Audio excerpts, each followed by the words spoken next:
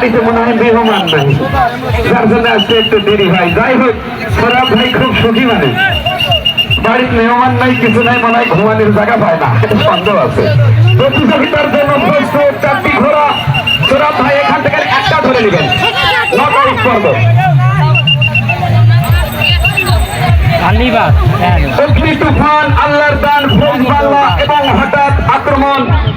এইমাত্র কিন্তু প্রতিযোগিতা শুরু হয়ে গেল, চূড়ান্ত প্রতিযোগিতা। পরন্ত বিকালে আজকের এই বিকালটা কিন্তু স্মরণীয় হয়ে থাকবে। সাতটির যুব সমাজ কর্তৃক আয়োজিত 3 দিনব্যাপী ঘোড়দৌড় প্রতিযোগিতার যে আশা ছিল, যে লক্ষ্য ছিল, যে কাঙ্ক্ষিত লক্ষ্য, সেটা কিন্তু স্মরণীয় হয়ে থাকবে। পিছনে পিছনে ড্রোন ক্যামেরা ছেড়ে দিয়েছেন এই কিষান টিভির যে ভাই আজকের এই খেলা ভিডিও করার জন্য পিছনে পিছনে ধাওয়া করেছেন। সেই ড্রোন ক্যামেরা আমরা দেখতে পাচ্ছি, যেখান থেকে ধারাভাষ্য দিচ্ছি। মঞ্চে অতিথিবৃন্দ রয়েছে, প্রধান অতিথি, বিশেষ অতিথি, বরেন্দ্র অতিথি, যাদের মাধ্যমে, যাদের সহযোগিতায়, যাদের অর্থায়নে এই আয়োজনটুকু বারবার করে থাকে এই সাতটিগ্রির যুব সমাজ, তারা কিন্তু আজকে দেখছেন। এবং এই ড্রোন ক্যামেরার মাধ্যমে কি সারা বিশ্ব আজকে দেখবে যে এই চাইনিজ মাঠ প্রাঙ্গণ একটি হচ্ছে, কি হতে যাচ্ছে।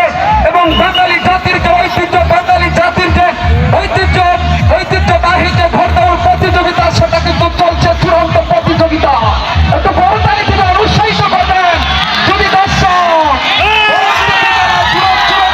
চূড়ান্ত দৌড় ভোলাই কিন্তু লাল ফিতা বেঁধে নিয়েছে আজকের এই জীবন মরণ লড়াই। সামনে রয়েছে মানুষ, জামাবা পাগলা ঘোড়া কিন্তু ছুটে যাওয়া রাস্তা ক্রস করেছিল যেভাবে। আমি আবারও যদি বলি যে রাস্তা ভুলে গিয়েছিল সেই ইমাম হোসেন, যখন দামেস্কের দিকে দেওয়ার কথা ছিল, সেটা কিন্তু রাস্তা ভুলে গিয়েছে।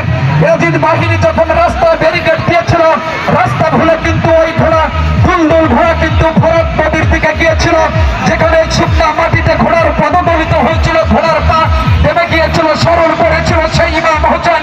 তার নানার ভবিষ্যৎ বাহিনী ইমাম হোসেনকে বলেছিল ফরাত নদী এবং কারবালার ময়দান সেই জায়গায় হবে, যেখানে তোমার শুকনো জায়গায় ঘোড়ার পা দেবে যাবে, মনে করবে এটাই তোমার অন্তিম জায়গা, এখানেই তোমার শাহাদাত বরণ করতে হবে। তখন কিন্তু ওই ইমাম হোসেন মনে করেছিল এটা শুকনো জায়গায় আমার যাওয়ার কথা, দামেস্কে আমি এসেছি ফরাত নদীর তীরে। আজকে তার মনে হয়েছিল তিনি কিন্তু যুদ্ধ করার জন্য সেখানে গিয়েছিলেন না, গিয়েছিলেন তার হাতে আয়াত হওয়ার জন্য, তাকে দাওয়াত করেছিলেন। যারা মুসলিম সমাজে, যারা আলেম সমাজ রয়েছেন, তারা বলতে পারবেন ঘোড়া কিন্তু ছুটে আছে চূড়ান্ত প্রতিযোগিতার জন্য। নকআউট পর্ব, 4টি ঘোড়ার মাঝখান থেকে আল্লাহর দান, ফৌজ বাংলা, হঠাৎ আক্রমণ এবং অগ্নি তুফান। এই মাত্র কিন্তু একটা ঘোড়া আমরা ধরে নিয়েছি। ঘোড়াটির নাম কি আমাদের কাছে ফলাফল জানিয়ে দিবেন। চূড়ান্ত প্রতিযোগিতা শেষ হলো, একটি প্রতিযোগিতা।